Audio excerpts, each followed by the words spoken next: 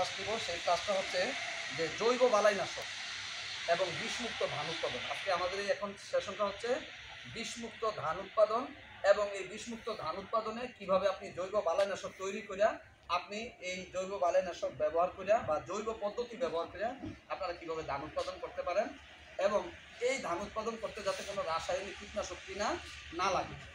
আচ্ছা, তাহলে আমরা প্রথম থেকে একটু শুনি।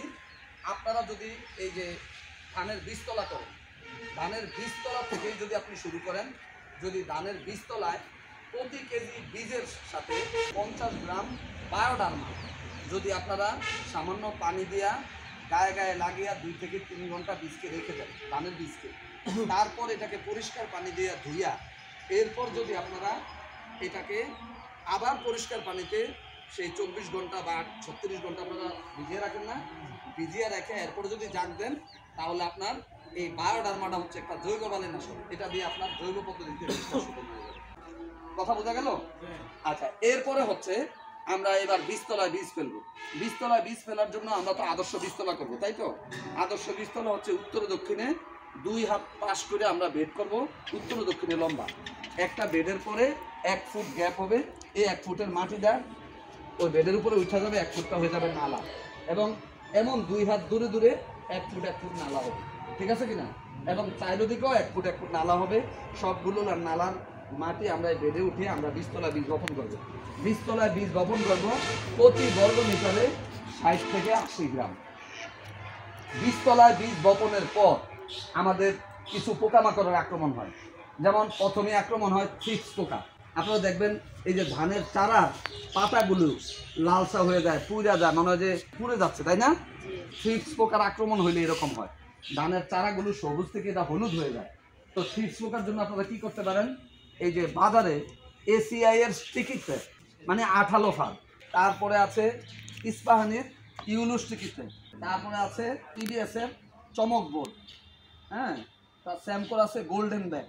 এগুলো হলো হলুদ এরকম সাইজের হলুদ কাগজ, যে হলুদ কাগজের 2 পাশে আঠা লাগানো আছে। কি লাগানো আছে?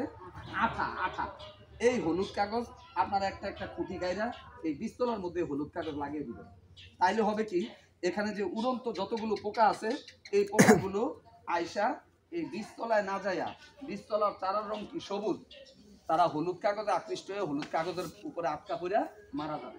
কিন্তু এই বীজতলায় এই হলুদ কাগজটা লাগাইতে হবে ধানের চারা গজানোর সাথে সাথে। কথা কি বোঝা গেছে? প্রতি 3 শতকে একটা হলুদ কাগজ। কথা কি বোঝা গেছে? প্রতি 3 শতকে কয়টা হলুদ কাগজ? একটা হলুদ কাগজ আমরা লাগিয়ে দিচ্ছি। তারপর আমরা তো চারা লাগাবো। আমরা তো দূরত্ব যদি আপনি ঘন দেন তাহলে পোকামাকড়ের আক্রমণ বাড়বে। আপনারা সবসময় খেয়াল রাখবেন 8 ইঞ্চি দূরে লাইন এবং 6 ইঞ্চি দূরে গোছা, এবং চারার বয়স যদি 20 থেকে 25 দিন হয়, প্রতি গোছায় হাইব্রিড হলে একটা চারা, হাইব্রিড জাত হলে কটা চারা? এবং যদি উচ্চ ফলনশীল জাত হয়, যেমন বিধান 100, 101, 102 থেকে 103, 4, 105, 106, 107, 108 পর্যন্ত জাত বেরিয়েছে। এই জাতগুলো যদি হয় তাহলে আপনারা প্রতি গোছায় 20 থেকে 25 দিন বয়সের 2টা চারা দিতে পারবেন। কথা কি বোঝা গেছে? আউশ মৌসুমে চারার বয়স যেন অবশ্যই 25 দিনের বেশি না হয়। আমন মৌসুমে যেন চারার বয়স 35 দিনের বেশি না হয়, এবং বড় মৌসুমে যেন চারার বয়স 45 দিনের বেশি না হয়। এই যে 25, 35, 45-এর বেশি হইলে আপনারা এই চারা না লাগে এই চারাটা গরুরে খাওয়াই হবে, কারণ চারার বয়স বেশি তো ফলন কমে যাবে, ঠিক আছে? আচ্ছা, এরপরে আপনারা করবেন কি, প্রতি বিঘায় 15টা করে গাছের ডাল লাগিয়ে দিবেন। কি লাগিয়ে দিবেন? গাছের ডাল বা বাঁশের কঞ্চি। তাহলে লাগিয়ে দিলে কি হবে, এখানে এই যে পাতা মোড়ানো পোকার মত, হ্যাঁ, যেটা বড় পোক বলেন আপনারা, তারপরে মাজরা পোকার মত যেটাকে আপনারা হোলি পোক বলেন, তাই না?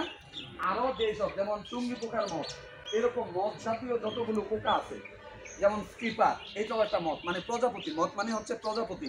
এই প্রজাপতি জাতীয় পোকাগুলো এই নতুন কচি চারায় আসা তারা ডিম পায়রা যায়। তারা কিন্তু এই যে আপনি যে চারাটা লাগাইছেন এই চারার নতুন পাতা ছাড়ার আগেই ডিম পারে, এবং এর এক একটা পোকা 80 থেকে 200 পর্যন্ত ডিম পাড়তে পারে একবারে। আপনারা দেখবেন পাতার নিচে এই যে মাজরা পোকার ডিমটা শামপাপড়ির আঁশের মতো আঁশ দিয়া পাতলা থাকে, আপনারা দেখছেন না? হ্যাঁ, এটা হচ্ছে মাজরা পোকার ডিম। এখন আপনি যদি জমি লাগানো 15 দিন পরে বা 1 মাস পরে গিয়ে গাছের ডাইলা দেন, লাভ আছে? দিতে হবে কোন সময়? চারা লাগানোর সাথে সাথে এই জন্য আগেই আপনারা ডাল কেটে রেখে দিবেন। আপনারা এই যে দেখেন, এই যে ডালের মধ্যে পাতা আছে, দেখতে পাচ্ছেন না সবাই? এই পাতাওয়ালা ডাল কখনোই ধানের জমিতে লাগাবেন না। আপনারা এই ধানের জমিতে চারা লাগানো আগেই ডাল কেটে রাখবেন, যাতে করে এই পাতাগুলো ডাল থেকে ঝরে পড়ে যায় নাকি। এরপরে আপনার কাজ হচ্ছে, আপনি বিষমুক্ত যেহেতু উৎপাদন করবেন, আপনারা এই যে দানাদার কীটনাশক দেন না, এই দানাদার কীটনাশকের পরিবর্তে আপনারা একটা কাজ করতে পারেন। মেয়াগুনি গাছ ছিলেন তো আপনারা, একটা ফল হয় না, এই মেয়াগুনি গাছের ফলটা পাকার উপরে ফেলাবে, পাকার উপরে ফেলে এটার ইট দিয়ে ফেলবেন। সেইটা আপনারা ওই যে প্রথম টিপে যে ইউরিয়া সার দেন না, এই ইউরিয়া সারের সাথে এই মেয়াগুনি ফলটারে ফেটিয়ে এই ইউরিয়া সারের সাথে মিশাবেন। যত বেশি মেয়াগুনি মিশাইতে পারেন। আপনি তো 5 গন্ডায় আপনি তো 9 কেজি বা 10 কেজি ইউরিয়া দেন প্রথম থেকে, তাই না? গন্ডা 2 কেজি করে দেন না? এইটার সাথে যদি আপনি 10টা মেয়াগুনি ফল দেন, 25টা দেন, 5টা দেন, 1টা দেন, যত দিবেন তত একসাথে আপনি মেয়াগুনির এই বীজকে থেতলাইয়া এই ইউরিয়া সারের সাথে মিশিয়ে আপনার এই দানাদার কীটনাশক আর লাগবে না। দেখবেন যে ধানের পাতা পেঁয়াজ পাতার মতো হয়ে যায়। এই পেঁয়াজ পাতার মতো হয় হলো গল মাছির আক্রমণে। এরপরে নেমাটোড, আপনারা দেখবেন অনেক সময় ধানের ছড়া অর্ধেক বাইরে আর বাইরে হয় না, আটকে থাকে বাঁকা হইয়া, দেখছেন নি কখনো? এটাকে বলা হয় উফরা রোগ। এটা কিসের কারণে হয়? নেমাটোডের কারণে হয়। এরকম অনেকগুলো রোগ এবং পোকা আপনার এই মাটি থেকে ধ্বংস হয়ে যাবে যদি আপনি এই প্রথম টিপের ইউরিয়ার সাথে আপনি এই মেয়াগুনির গোটা দিয়ে দেন। এই কথাটা কি আপনারা কি এর আগে শুনছেন না আজকেই প্রথম? এই কাজটা আপনারা কি করবেন কিনা? আচ্ছা, এরপরে হচ্ছে আমরা এই জমিটাতে ওই যে হলুদ কাগজ, আগে আমরা যে বীজতলা লাগাইছি, চারা লাগানোর সাথে সাথে হলুদ কাগজ লাগিয়ে দিব। তাইলে এখানেও যত উড়ন্ত প্রজাপতি যেগুলো আছে, এই যে মাজা পোকা, পাতা মোড়ানো পোকা, চুঙ্গি পোকা, স্কিপার পোকা, এগুলো সব আইসা হলুদ কাগজে আটকে পড়ে মারা যাবে। এরপর আমরা যেটা করব, প্রতি সপ্তাহে কমপক্ষে একবার আমরা জমি পরিদর্শন করব। এই কাজটা আপনি যে জমির আইলে গিয়ে পরীক্ষা করবেন, এটা আপনি 3টা পদ্ধতিতে করতে পারেন। একটা হলো জমির এক কোণা থেকে আরেক কোণা পর্যন্ত 20টা গোছা আপনি কাছে গিয়ে গিয়ে দেখবেন। প্রথম গোছাটা দূর থেকে দেখবেন, কাছে বৈশা এখানে গাছগুলো ফাঁক করে আপনারা দেখবেন এর ভিতরে কোনো পোকামাকড় আছে কিনা। এইভাবে 20টা গোছা দেখতে পারেন, এটাকে বলে চাক্ষুষ পদ্ধতি। এরপর আরেকটা আছে পানি পাত্র পদ্ধতি। একটা বলে করে পানি নিয়ে যাবেন, নিয়ে গিয়ে এটা ধান গাছের গোড়াতে রাখবেন। ধরেন এইটা হচ্ছে আমার ধান গাছ, এই পাশে আমি বলটা রাখলাম। এবার ধান গাছের পিঠটাতে 3টা থাপ্পড় দিবেন। থাপ্পড় দিলে এই ধান গাছের গোছার সবগুলো পোকামাকড় বলের মধ্যে পড়ে যাবে। পড়ে গেলে আপনি পানির মধ্যে দেখবেন, কারণ অন্য সময় তো উড়াল দিয়ে চলে যায়, এখন পানির ভিতরে পড়াতে তো আর উড়াল দিয়ে যাইব না। তখন আপনি এখানে দেখবেন কয়টা বন্ধু পোকা, কয়টা শত্রু পোকা আছে, তখন আপনি সেই অনুযায়ী ব্যবস্থাপনা নেবেন। এটা হলো পানিপাত্র পদ্ধতি। এরপর হচ্ছে হাতজাল পদ্ধতি। আমরা সুইপিং নেট, এভাবে একটা লাঠির মাথায় এরকম জাল, এইভাবে আপনারা একবার এভাবে একবার আনবেন, আইনা আবার এইভাবে একবার নেবেন। এই যে একবার আনা আবার একবার নেওয়া, এইভাবে এটাকে বলা হয় এক সুইপ। জমির এক কোণা থেকে আরেক কোণা পর্যন্ত আপনারা এইভাবে 10টা সুইপ করে এই জালের মধ্যে কি কি পোকা আসে সেই পোকাগুলোর ব্যবস্থাপনা নেবেন। এটাকে বলা হয় হাতজাল পদ্ধতি। এইভাবে এই 3 পদ্ধতিতে আপনারা এই ধান খেতে জরিপ করবেন। ধান ক্ষেতের এই জরিপটা কি ধান লাগানোর শুরু থেকেই করতে হবে না ধান পাকলে করতে হবে? শুরু থেকেই করতে হবে। প্রতি সপ্তাহে কয়বার? একবার। আচ্ছা, এই ছাড়াও আপনারা আরেকটা কাজ করবেন, প্রতি সপ্তাহে মাগরিবের আজান থেকে নিয়ে পরবর্তী 1 ঘন্টা আপনারা জমির আইল থেকে 50 থেকে 100 ফুট দূরে, জমির আইল থেকে 50 থেকে 100 ফুট দূরে আপনারা 3টা কাঠি দিয়া উপরে একটা বাল্ব লাগাইবেন, কারেন্টের বাল্ব অথবা টর্চ লাইট। এরপর নিচে একটা বলের মধ্যে সাবান মিশানো পানি রাখবেন। মাগরিবের আজান থেকে পরবর্তী কয় ঘন্টা? 1 ঘন্টা। তাইলে মাঠের যত পোকা আছে এই এই এই বলের মধ্যে আইসা পড়বে। সাবান মিশানো পানিতে পড়া তারা আর উঠা যাইতে পারবে না। তাহলে একদিকে এই মাঠে কি কি পোকামাকড় আছে তারা একদিকে আইসা মারা পড়বে, অন্যদিকে আপনার এই মাঠে কি কি পোকা আছে যেটা আপনি মাঠের ভিতরে গিয়া ফাঁক করে দেখা লাগতো, সেটা আপনি আপনার ঘরের কোনায় আপনি দেখতে পাচ্ছেন কি কি পোকা আছে। তাইলে আপনি বন্ধু পোকা নাকি শত্রু পোকা সেই অনুযায়ী ব্যবস্থাপনা নিতে পারলেন। তাহলে এটাকে বলা হয় আলোকপাত। এটাকে কি বলা হয়? এটা সপ্তাহে কয়বার দিব? একবার করে দিব। এই বলটা দিতে হবে মাটি থেকে 1 ফুট উপরে, অর্থাৎ আপনার যে জমির যে লেয়ার, জমির যে গাছের যে উচ্চতা, ঠিক এই উচ্চতায় বলটা থাকতে হবে। আর এর 1 হাত উপরে থাকতে হইব কারেন্টের বাল্বটা অথবা টর্চ লাইট। আপনারা কি দেখছেন এটা কখনো? এরপরে আমরা কি করব, আমাদের জমিতে কিছু শত্রু পোকামাকড় আছে, আমরা এই শত্রু পোকামাকড়গুলোকে বন্ধু পোকামাকড় দিয়েও মারতে পারি। শত্রু পোকামাকড়কে কি দিয়ে মারতে পারি? বন্ধু পোকামাকড় দিয়ে মারতে পারি। যেমন আমাদের কিছু বন্ধু পোকা আছে, কিছু শত্রু পোকারে সরাসরি খায়। আমরা যদি সেই বন্ধু পোকাগুলোরে আইনা আমরা এই ধানের জমিতে ছেড়ে দিই, আপনারা জানেন 1 বিঘাতে 65টা পোকা ছাড়তে হয়। কয়টা পোকা? যেমন বাজারে কিনতে পাওয়া যায় 1 কৌটা পোকা, যেমন লেডিবার্ড বিটল। তো লেডিবার্ড বিটল এটা প্রতিদিন 10 থেকে 15টা কুইত্তা পোকা খাইয়া বাচ্চা থাকে। তার প্রধান খাদ্যই হলো এই কুইত্তা পোকা। তাইলে আপনি যদি প্রতি বিঘায় 5 ঘন্টায় যদি 65টা লেডিবার্ড বিটল পোকা না ছাড়া দেন, তাইলে আপনার এই যে ধানের জমিতেও কিন্তু এই অ্যাপিড বা জাপ পোকা হয়, এই পোকা খেয়ে ফেলবে। এইভাবে আপনার অনেক পোকা, যেমন মাকড়সা প্রায় অনেকগুলো পোকারে তারা ধরে ধরে খায়। এই যে কারেন্ট পোকা আছে না আপনাদের, এই কারেন্ট পোকারে খায় হচ্ছে এই মাকড়সা। ঠিক এইভাবে কোন পোকারে খায় এটা আমাদের পরবর্তী আরেকটা ক্লাস আছে, সেখানে বলবো। আপনারা এই বন্ধু পোকা সাইডা দিয়েও কিন্তু আপনারা এই পোকা দিয়ে পোকা মারতে পারেন। আপনারা ওই যে একটা কথা বলেন না, কাটা দিয়া কাটা তোলা, ঠিক এইভাবে ধানের জমিতে পোকা কিনে আইন না পোকা সাইডা দিয়েও কিন্তু আপনারা এই ধানের পোকা মারতে পারেন। ধান লাগানোর পরে আপনাদের ধানের পাতা কিনার থেকে খাইয়া ফেলা না, 4টা পোকা কিনার থেকে খায়। কয়টা পোকা? 1 নম্বরে খায় হচ্ছে হাঁটসুর ঘাস করি, এই পোকাটা ধানের পাতার কিনার থেকে খেয়ে ফেলে, আপনারা দেখছেন না। এছাড়াও লম্বা সুর উচ্চুঙ্গা আপনার পাতার কিনারা খায়। তাহলে আমরা পাইলাম 3টা। এরপরে 4 নাম্বার হচ্ছে লেদা পোকা। ধানের পাতা দেখবেন সবুজ রঙের একটা লেদা, এই লেদা পোকা ধানের পাতার কিনার থেকে খায়। তারপরে শীষ কাটা লেদা পোকা, যদিও এটা ধান খেতে শীষ আসলে আক্রমণ করে, কিন্তু এটা কিন্তু আপনার এই ধানের পাতার যদি শীষ আসার আগে আক্রমণ করে, বিশেষ করে আমন মৌসুমে যদি জমিতে দাঁড়ানো পানি থাকে, তাইলে কিন্তু এই পোকার আক্রমণ হয়, তখন তারা কিন্তু এই পাতার কিনার থেকে খায়।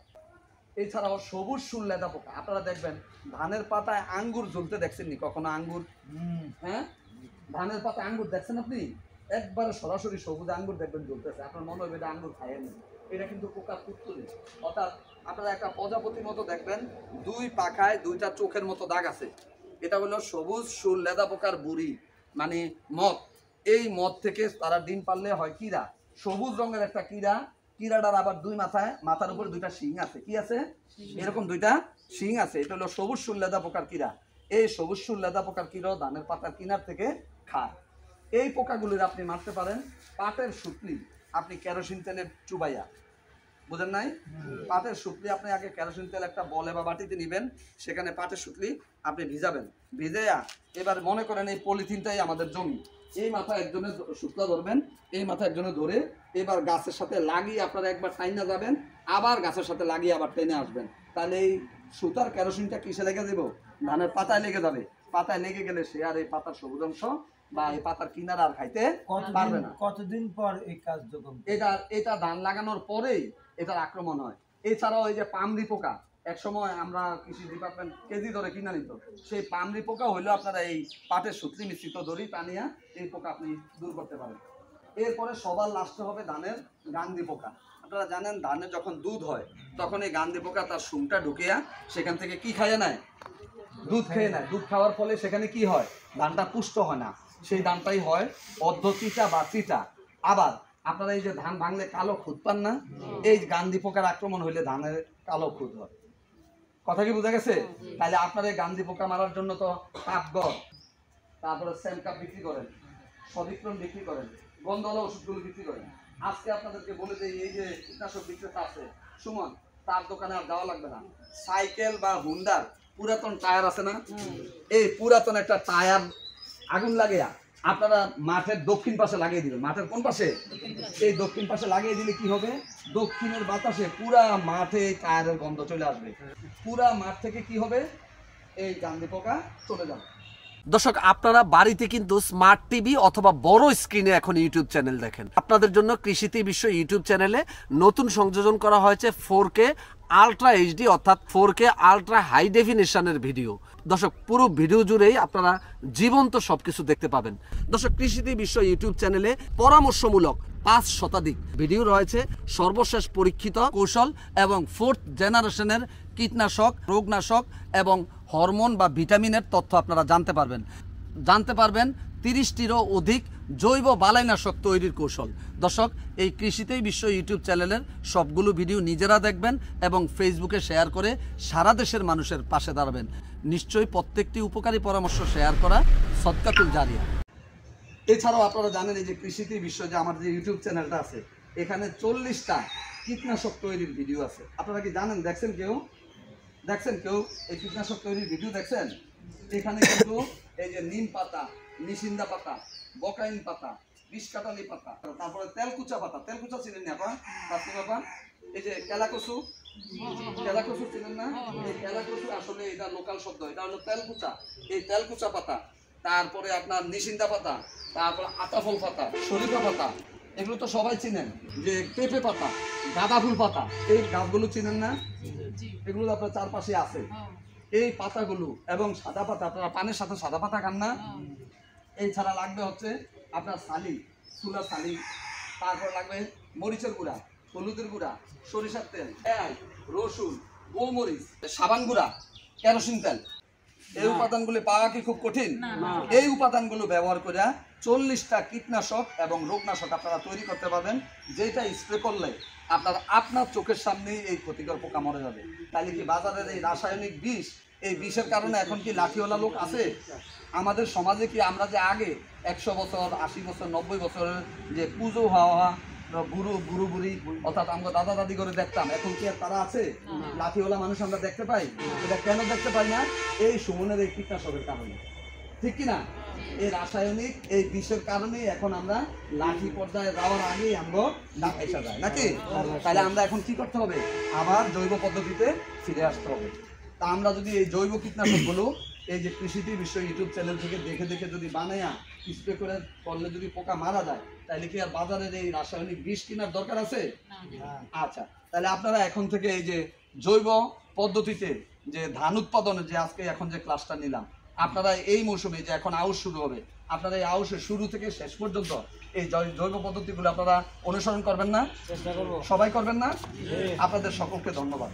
দর্শক, যারা আমার চ্যানেলটি আজকেই প্রথম দেখছেন, তারা পরবর্তী ভিডিওটি দেখতে চ্যানেলটি এভাবে সাবস্ক্রাইব করে পাশে থাকা বেল আইকনটিতে অল ক্লিক করে আমার সঙ্গে